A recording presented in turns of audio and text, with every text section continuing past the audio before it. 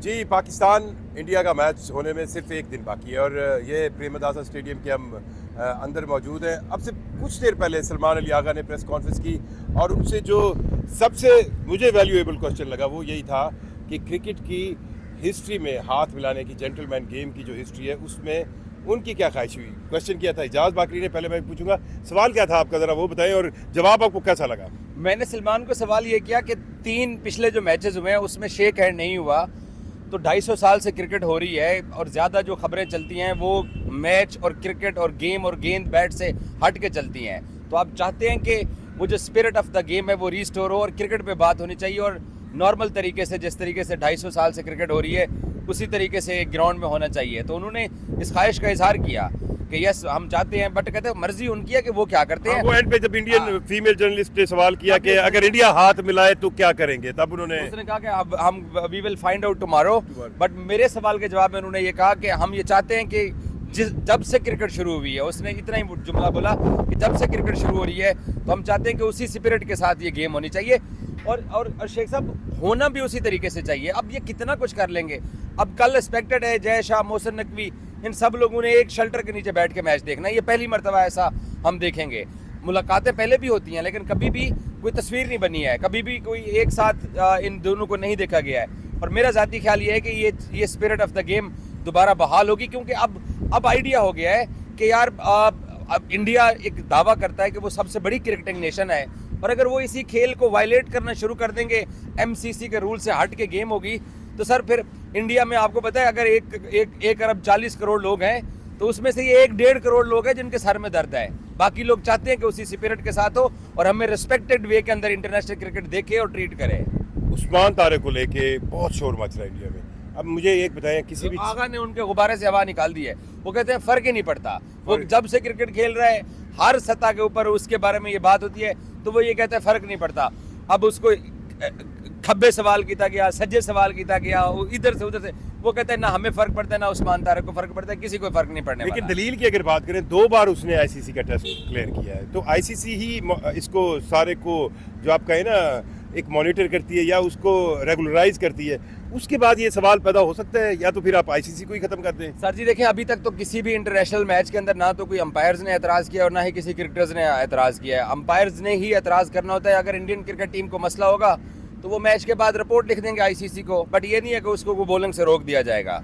Bowling से अगर रोकेंगे तब तमाशा बनेगा। जिस तरह से इंडिया में बातें आ रही हैं कि जनाब हो सकता है कि बैट्समैन ही एतराज़ करते हैं, तो किस बेस पे एतराज़ करेगा। तो मेरा नहीं ख्याल जितना आगा कॉन्फिडेंट था या जितना पाकिस्तानी टीम कॉन्फिडेंट है, देखे ना किसी खिलाड़ी का कोई करियर तो नहीं खाना चाहता, कोई चोर तो है नहीं कि उससे चोरी करवाने के लिए लाया हुआ है। बॉलर है, पूरी दुनिया के सामने खेल रहा है और अभी तक कोई ऐसी बात नहीं हुई है।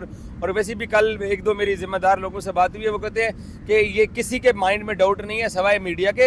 विमल कुमार के सवाल में सलमान ने बोला ना कि आप इसकी हाइप क्रिएट कर रहे हैं, हमारे लिए वो उन 15 में शामिल है जैसे हम बाकी 15 हैं, तो वो उसको बिल्कुल नॉर्मल ले रहे हैं पाकिस्तानी टीम के लोग। अब अपोजिशन जो है उसने इसको इस वक्त एक डिस्कस किया हुआ है। ये इससे पहले आपको याद होगा कि इरफान टॉल फास्ट बॉलर थे, उन्होंने एक ना लोहे की स्लेट रख के ना उसके ऊपर बाउंस कराए थे, तो तब इन्होंने, और कामरान अकमल बेंच के खड़े ऊपर कीपिंग कर रहा था, तो इन्होंने उस वक्त भी ये किया था। तो इंडियन मीडिया आपको पता है फिल्में बहुत अच्छी बनाती है, तो उन्होंने यहाँ पे भी थोड़ा सा तड़का लगा रही था। अच्छा, तड़का लगा रहा था। 4 पोजीशंस पहली पाकिस्तान की बैटिंग का हमें हमेशा मसला रहा है और ये तो सलमान अली आगा ने कहा कि वो कंफर्म है। नीचे आपको क्या चेंज लग रही है? क्या कुछ चेंज होगी या पाकिस्तान पिछली विनिंग फाइनल 11 के साथ जाएगा?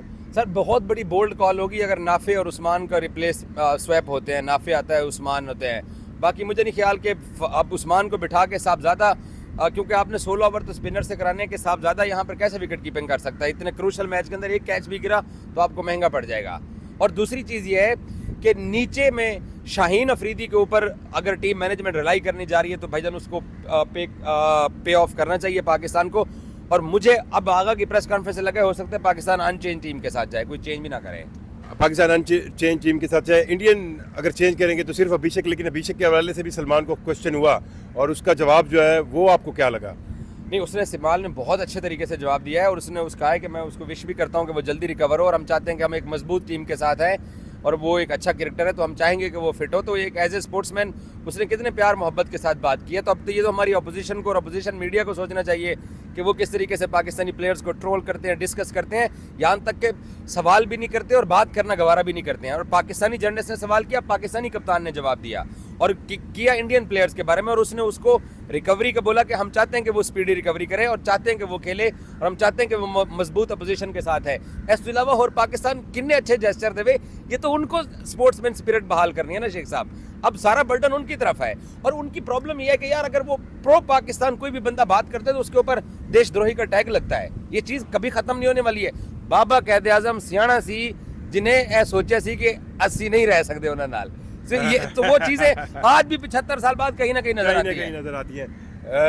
इजाज़ बाकरी आपको ये बता रहे थे कि पाकिस्तान इंडिया मैच से पहले पाकिस्तानी कप्तान की प्रेस कॉन्फ्रेंस ने ये साबित किया कि हम हर लिहाज से इस मैच को जेंटलमैन गेम की तरह खेलना चाहते हैं।